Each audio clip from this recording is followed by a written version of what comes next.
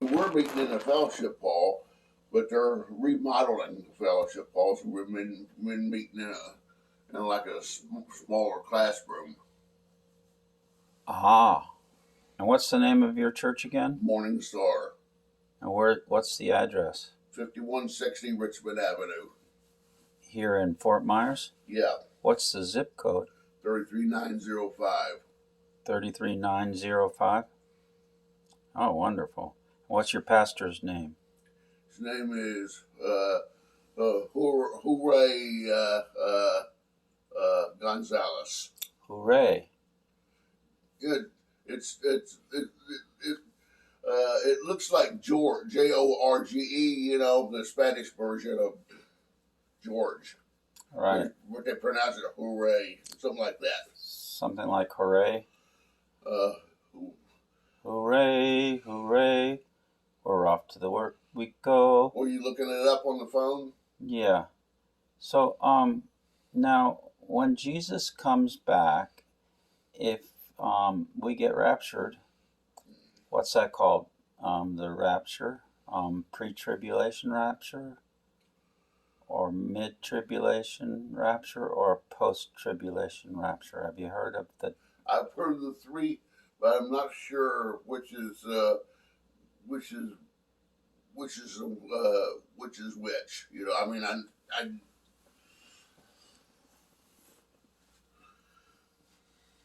Well, have you ever heard of a man named Hal Lindsey? yes. What book did he write? Hal Lindsey. Did he write the late great Planet Earth? Yeah. Did he? Yeah. Now, how about Tim LaHaye, the Left Behind series? Yes. He wrote that one. Yes. What about Maxwell White? That one, I've never heard of him. Maxwell, Whyte. He wrote a book that Jesus returned in 70 AD. 70 years after he was resurrected, he returned. Because you can read about it in the Bible. They expected him. They kept talking about he's going to return. And they believed it was within their generation. Did you know that? No, I did not know that. I don't agree with it. Well, I don't agree with having to have watched Neil Armstrong step out on the moon in 1969 that I watched on television. Yeah. Remember watching that on television? Yeah. Black and white television. My television was really little. I didn't agree with the fact that back in 1961, when Kennedy, just after Kennedy had been elected, Sputnik was sent up by the Russians. In 1957. Yeah, and it was going around the Earth, and you could actually see it. I didn't agree with the fact that there were more stars up there than garbage, but there's garbage floating around in oh yeah, space. There's a lot of satellites that's well past their usefulness, and they're just up there. So I don't agree that they may even be there anymore, because maybe they crashed into the Earth's atmosphere. That's a possibility. Have you ever heard of the Flat Earth Society? Yeah. What do you think that is? I think it's obvious that the Earth is round. Now, when you look at a sphere and you look at something that's round and you look at a circle, if you put your finger down on a piece of paper and the people that live in a paper world and it's just flat, what do you think their finger is going to feel like if they look up and the paper, they've got a paper ceiling? Will it look like a circle or will it look like a finger? I don't know. we don't know a lot of things, but we think we do, don't we? Yeah.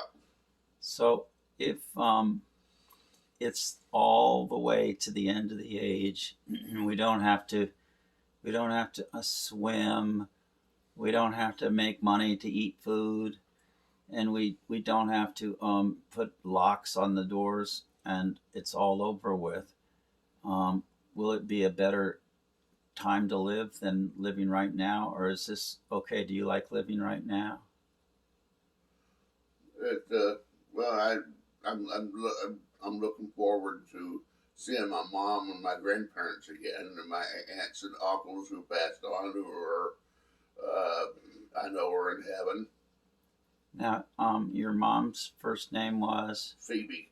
And your grandma's first name was Francis.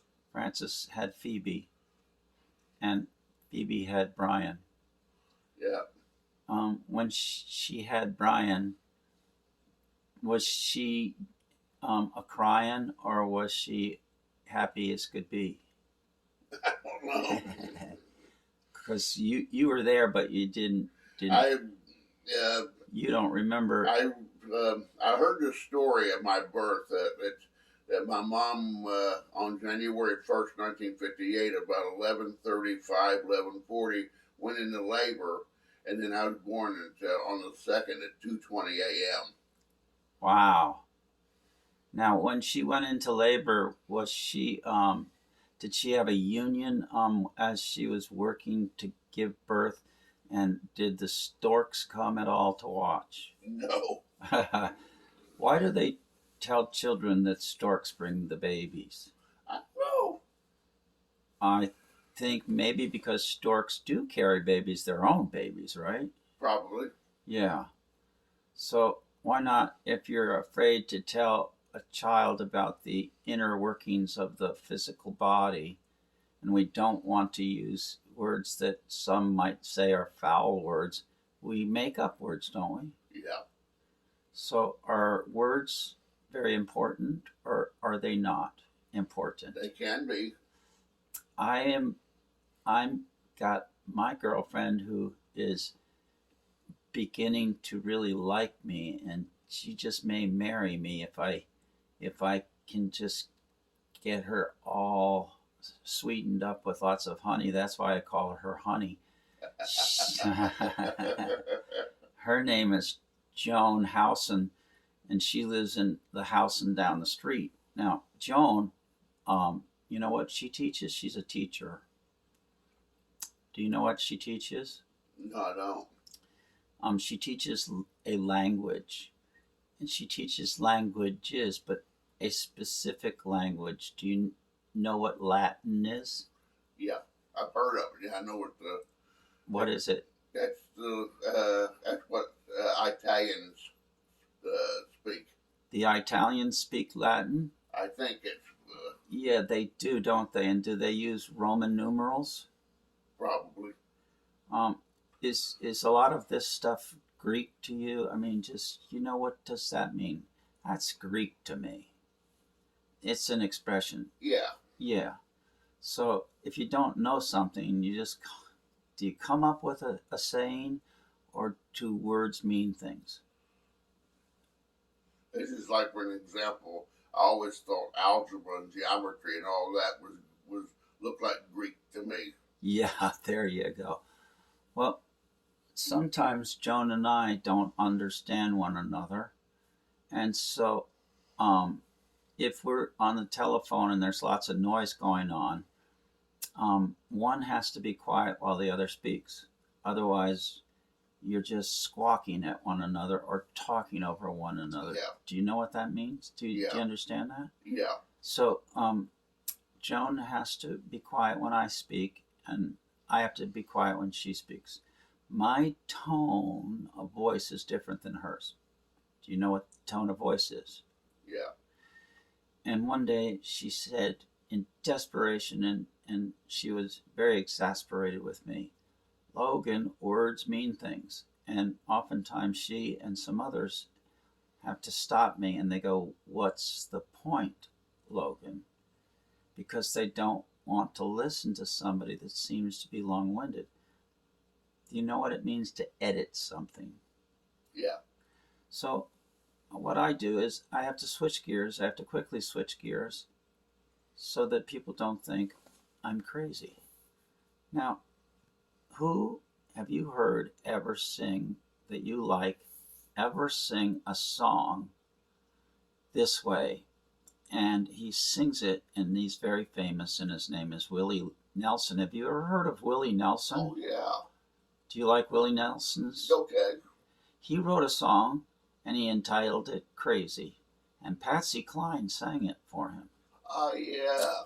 Do you know how that song goes? Yeah. Crazy, I'm crazy for feeling so lonely. Or there's another song that Harry Chapin wrote and sang. Harry Chapin was a very good friend of John Lennon. Do you know who John Lennon was? Yeah. The Beatles. He was one of the Beatles. Yeah. And so he sang a song entitled Me and My Arrow. Now, Arrow was the name of his dog, and he had a point. And he would say to Arrow, Arrow, you don't have to have a point to make a point. So why would somebody say, what's your point, Logan? When I'm making a point that is coming in the form of a picture, or a metaphor, or an allegory. Do you know what all those are? I've heard the term Allegory. So if you watch a cartoon or you read a comic book, you can get the picture because the picture tells 1,000 words, or it takes 1,000 words to paint a picture. So the song went that Harry Chapin wrote, me and my arrow, doodly doo doo doo straighter than narrow. Do you like that song? It sounds okay. He was a stick figure, that little doggy was a stick figure. Do you know what it is to draw a picture and it's called a stick figure? Yeah. Tell me what that means to you. A stick figure. Is it a round figure? Does it have dimension? Very little dimension. So that's exactly why we misunderstand one another, because the Flat Earth Society is a society that lives in the flat land. The Round Society is also a flat society, and it is round and flat. But if you go to the next dimension and blow up a flat balloon, it becomes round, and now it looks a little different. Is it possible that when we looked out through a telescope at something, we couldn't see that it had dimension, and it looked like it was a flat star way out there? It didn't even twinkle. Did you like the song growing up, Twinkle, Twinkle, Little Star? Oh, yeah. And it went like, twinkle, twinkle, little star, how I wonder where you are. Yes, Jesus loves me. See how songs kind of go together? Yeah. Isn't that funny? Do you know? Yeah. You ever noticed in the laundry room that telescope? I didn't. No, tell me about it. It's my telescope. It is? The Hope Clubhouse gave that to me here a couple of years ago. Do you look at the stars with it? It's been a while since I've used it. Do you know where the Hubble's telescope is located? A couple of 100 miles above the Earth. Do you know where the glass was polished? Yeah, they had to go back up there and fix it. But where it originally was made and polished, do you know where Wilton, Connecticut is? Near Norwalk, Connecticut, in a place called Perkins Elmers, something like that. It was pronounced. Forgot exactly 100%. But Paul Newman lived right next door to Wilton, Connecticut, in a town called Westport. Now, do you know the town where I was born was located? No, I don't. In Connecticut. It was called Darien, Connecticut. And we sang a song in Darien. Do you know what the song was? No. In a town where I was born, I found a little girl who grew some corn.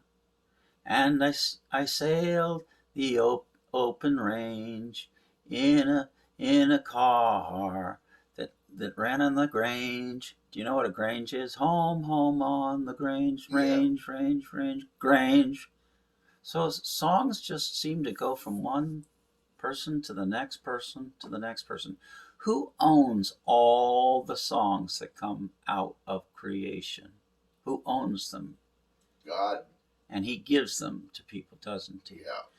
Do you know that the Bible says when it rains from heaven, it rains on everybody, not just the church with revelation, but the church becomes the revelatory telescope planetarian here on earth because there's rain coming down on earth. And if the Lord does not specifically direct that rain to a specific person, and I'm spelling rain, not R-A-I-N, but R-E-I-G-H-N, do you know what happens to all the people that receive the rain? And if only some of them look up and say, it's warm, it tastes good, and they want to know more about where it came from, they discover who made them. Now, they also can do just the opposite and say, I made everything. I'm the center of the universe.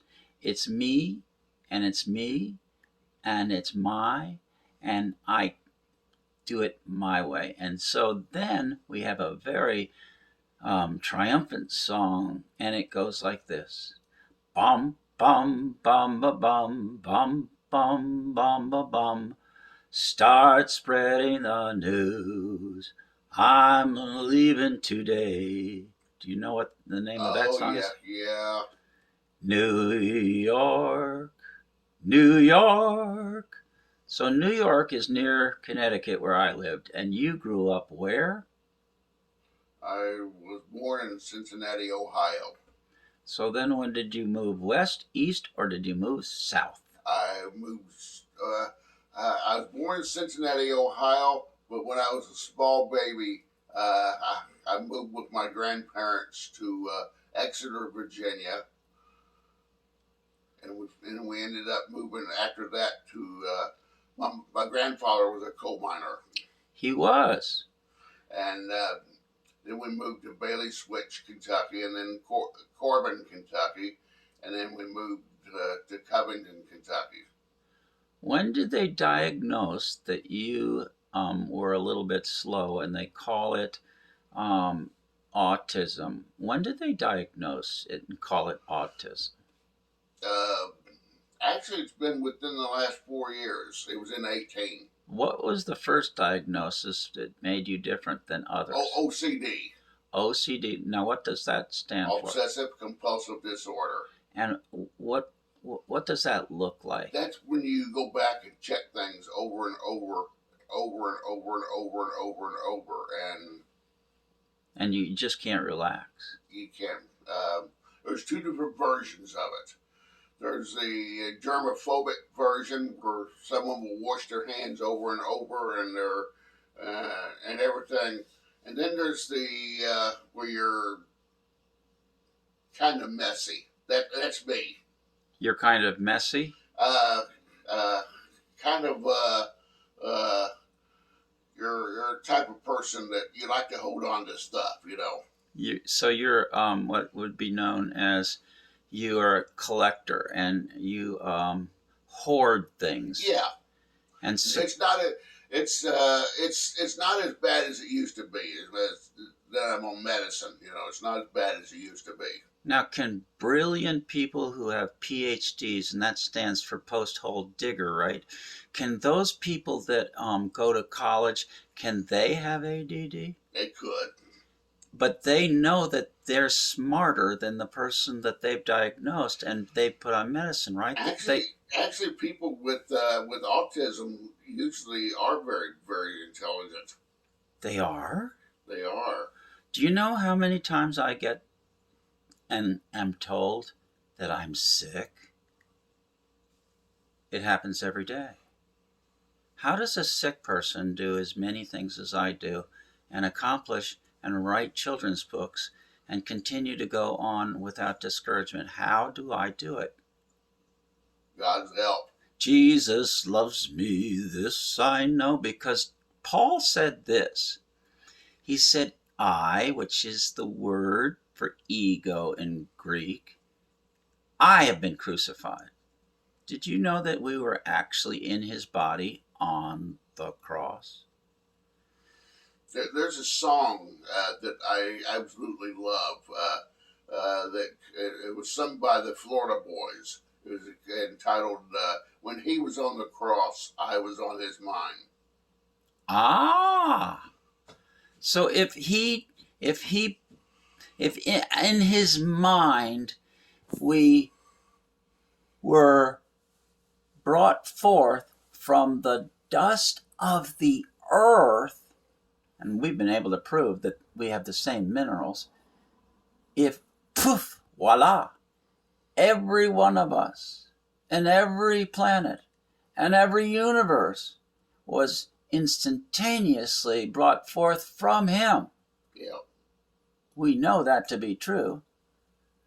Do you know a man, a preacher, and his last name is Giglio? Giglio. Never heard of him. And there's something in the cell called lanolin. And if you look at it in a microscope, you can only see a cell, the inside of a cell, and what's making up a cell. You can only look inside of it if you have what? A microscope. And then you have to have even more powerful microscopes. So you look into it and it looks almost like a little universe. The little cell is a little universe almost. And then there's something in there called lanolin, and look what it looks like, or let me tell you what it looks like. Let me tell you about the birds and the bees and the flowers and the trees. It looks like a cross. Did you know that? It is a cross. Really? Yeah. So Mr. Giglio preaches in auditoriums and all over the world. And when we listen to him, we're going to church, even though it's a science class. I go to church every day. I never stop. People call me at times Mr. Jesus Freak. They don't like hearing that. You've been called that? Oh, yeah. Oh, my. Does that make you feel good? Yeah, it makes me feel good because now I know that I've got their attention whether or not they like me or dislike me. I have more people that hate me than love me. The Bible says that's a good trait to have. Did you know that? Yeah. So as we continue down the road of apocalyptic, did you know who Garth Brooks was, or what was his name? And he liked to eat inside of the box chocolates. Who was that? Who played that part of that? He was in a movie, and his name was, would he have been a man who was odd? Would he have been different than everybody else? Would he say things like, life is like a box of chocolates? Do you know who I'm talking about? We'll have to get back to that, because not everybody watches movies. But would his name be Gomer Pyle? No. Would it be Forrest Gump? Did you ever hear of Forrest Gump? Oh, yeah. Yeah. Tom Hanks. Yeah. And did you ever see the whole movie of Forrest Gump? It's been a while. It's been several years. And did he like to run? Oh yeah. Did he go to Vietnam? Did he become a hippie? Did he smoke marijuana? I really don't remember. Did he take LSD? I don't know. The circle who shot how? I would hope not, but Well, if somebody has taken something that is an experimental drug and takes it before they think about what they've taken, are they idiots?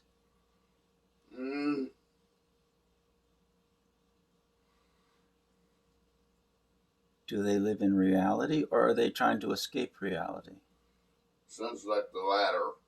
I have a cousin who once, as an attorney, and he was fighting in court for people's rights, for their jobs, and they call his part of law workman's compensation, and that whole world can be rough, tough, because you're talking about trying to get Jimmy Hoffa to either, through criminal law, begin to sit down through deposition, and if you're trying to organize labor, if women are having babies and storks need to be able to come and bring those babies without any hassle, and that you want to be able to go eventually to the grocery store, sometimes you have to fight hard to build a foundation in order for your product to come to the marketplace. And so therefore, would you be somebody that's under a lot of stress if you're fighting in a courtroom all the time? Have you ever watched Perry Mason? Yes. And so Mr. Columbo actually brings people to court, doesn't he? Because he's doing the detective work. Is he an idiot? Is he sick because he just doesn't do things conventionally? Does he drink too much? Does he smoke his cigar too much? Does he think he's above it all? And does he need to come home and drink cherry flavored alcohol or martinis that are made with high level gin that are made out of maybe a birch or a wood? Have you ever had a drink of gin or tonic or vodka before? No. Why not? I've never had. I've never even drank even beer. So now, what kind of pharmaceutical medicine did they put you on so that you could calm down and not It's a generic version of Prozac. So Prozac it is a generic. What's the real Prozac in the body? Is there a real Prozac that's released? I don't know. Well, what if Satan messed with our food and then created medicines to make doctors really become very rich because he tempts? Doesn't he tempt? Doesn't he kill? Doesn't he steal? Doesn't he destroy? Isn't that his mission? So if he messes with man's body through dis-ease, do you know what dis means? To be dist, to be distant, to be not at ease. You could have a dis-ease. And if you have a dis-ease, how do you feel? What do you have to do to make yourself feel better? Do you need to buy an aspirin or smoke a Marlboro cigarette? How do you think they got people to start smoking when if you took a drag on a cigarette, you'd start coughing, almost violently coughing? How do you think they got little children, young children, from watching their parents smoke? How did they get children to start smoking at a young age? Would it be advertising? Yeah. So the Marlboro man was on a horse, and he was a cowboy, and he roped calves, and he got torn ligaments because he got hurt or he had to ride out on the range for months. Did he decide when he was having his nighttime coffee on an open range, did he decide to smoke some of the sticks or the stones or whatever it was cooking? Did he start smoking that, or did he find out that tobacco tasted a little better? Never really thought about it before. Well, have you ever lit something on fire and it immediately goes out? Like a leaf, and you can't get it to burn, and then you keep trying to, and you try to figure out, how can I keep that lit? So what you do when that leaf keeps going out, what you do is you add something. It's called an additive. So you put something like kerosene or plastic or something that will keep it going.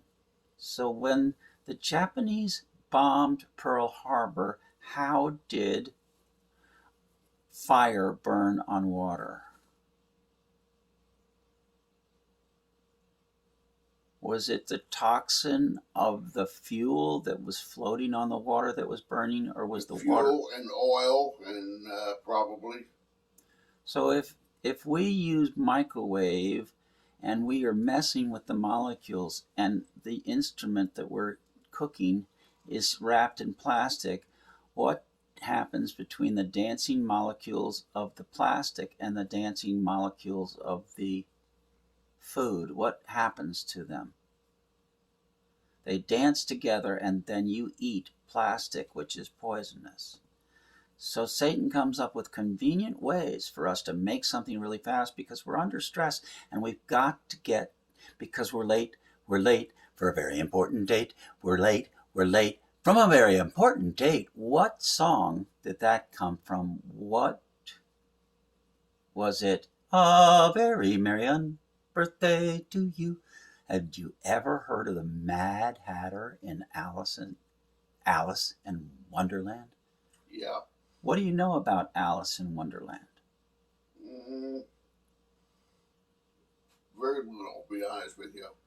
Well, the Mad Hatter I'm more familiar with is the one that was on Batman.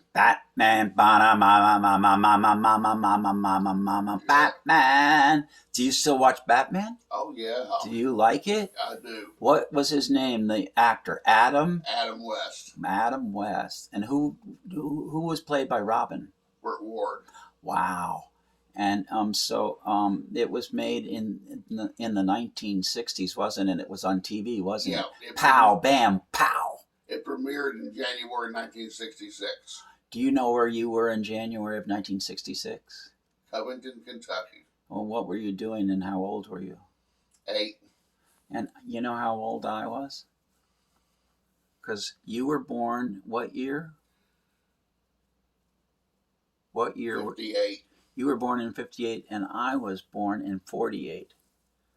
So if you were 6, I was 16. Wasn't I? Roughly, yeah. So can a 16-year-old drive? Because they let 16-year-olds have licenses, right? Yeah.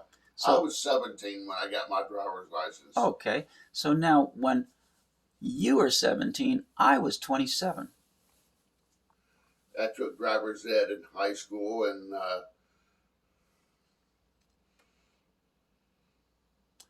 so what happened was, when I was 17, it was a very good year. So everything is relative, and there is a word that can fit into what Mr. Einstein thought up and concluded before he took his physics and he really began to merge with science. He called it the theory of relativity. Yeah. E equals mc squared. So, having said that, let's go back to Batman. When it first came out, I was in high school. Batman! I was in about the 2nd grade. So did you like it in the 2nd grade? I certainly liked it in the 10th grade. Now, did you like, hey, hey, we're the monkeys. People say we monkey around. Did you like the Monkeys? It was okay. It was all right, yeah. Did you like Laughing? It was okay. It was all right. Did you ever watch on Golden Pond, a movie made with Katharine Hepburn and Henry Fonda? Yeah. And did you know that was getting towards the end of Henry Fonda's life at the time? Yeah, it was about 1980, I think it was, 81, something like that. And did you know that Katharine Hepburn, who played her part with him, I believe they were married, if I can remember right. Did you know that Katharine Hepburn came over to my house once? Really? I lived and had a Boca Grande store. I was the first and only bookstore in Boca Grande, Florida, and I'd been told that she was on the island and she would be there for the whole winter. So I knew at one point, I knew she would come into my store, and I called my store my home because I loved going there. It was the first time I'd ever liked working. Work was torture to me. It was like being in prison. School was like torture to me. It was like going to prison. So I never looked forward to a Monday morning. And so work was the same thing for me. I worked hard. I had 16 guys working for me. Each one was a crew. So I had 4 houses going all at the same time with 4 brand new vans. Do you know how much money that cost? And you know what I did? When you paint a house, you have to take the old paint off. So I decided I got to get out of this place if it's the last thing I ever do. And so I sang the song and I got together and everybody, just like the hillbillies. And what did Jed Clampett do? One day,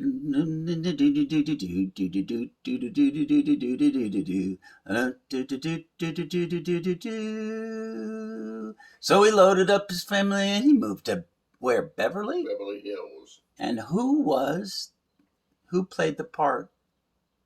And did you like the Beverly Hills? I do. You do? Do you ever get to see Granny? I watched it Saturday morning, this past Saturday morning. And which one was it? Was it where was she cooking some good roadkill? Was it a skunk that she found? It was in season 6, I think it was. Ah, was it in color? Yeah. Because when it started out, when I first saw it, black and white. Yeah, it was all black and white. When I first saw it come on the TV set, and I was near my cousin Roger Bruhard's drum set. Do you know why I couldn't have a drum set? Our house was too little. So if I was playing... drums could be quite noisy. Very noisy. So I met a man named Rick Napola, and he was just a boy at the time, and I was just a boy at the time, and we joined a marching band. Is it getting to be breakfast time? Do you want some breakfast now? What time is it? I don't know. You want to go check? I'm going to say goodbye to everybody. We are going to have some breakfast now, everybody. And we hope you enjoyed this program today. We're going to make some of these things shorter because some people don't have the time to sit for nearly 38 minutes. 38 minutes with Bryan and Logan sitting here in Fort Myers. And I like to sing this song. Logan and Joan sitting in a tree. What are we doing? We are KISSING. Some say that we're crazy. Others say we need to get out of the tree. And maybe, are you going to move there to Bangor, Maine, or is she going to come down here? Well, we're talking about it. Is that what we should do? Should we do what you want us to do? Or should we do what we want to do? Who's going to run our lives? Will her mother? Will my daughter? Will her daughters? Will my sons? Will my granddaughters? I have granddaughters. She doesn't yet, but they're coming. I can't wait. I just can't wait. I just can't wait. Bye-bye, everybody. See you next time. Say goodbye one more time there. Bryan? Goodbye. Goodbye, goodbye, goodbye. Let's sing a song to Jesus goodbye. Sometimes we sing before we go to sleep because it's in the middle of the night. Now I lay me down to sleep. I pray the Lord my soul to keep. If I wake before I get rid of my feet, I'll have crooked toes. No, that's not the way it went. It went this way. Did you ever hear this song? I will sing unto the Lord, for he has triumphed gloriously, the horse and rider thrown into the sea. The Lord, my God, my strength, my song, has now become my victory. The Lord is God, and I will praise him, my Father's God, and I will exalt him. You know what that song, who sang that song? No. Miriam. Do you know who Miriam was? No. Do you remember who Moses was? Yeah. Do you know how the Red Sea opened up and the horse and rider? Miriam as in Moses' mother. No. Yes. No. Yes. It was his actual sister. Oh, his sister. Okay. But his sister was named after her mother. Now, who was it that wrapped Moses in swaddling clothes and sent him down the river into Pharaoh's world and court? And why did he do that? I can't think what her name is. Well, she put Moses and wrapped him in a Hebrew blanket, a little like what happened with Jesus. Jesus wasn't to come for another 1,000 years or 2,000 years. Who came first, Moses or David? Moses. Moses' era is roughly about 1300 BC. Now, what time did David get here? David is around 1000 BC. When did Noah arrive? About 24. The flood's about 2400 BC. And when do you think, how old do you think the earth is? 6,000 years? About 7,500. Yeah, that's what I thought too. And that's what I believe.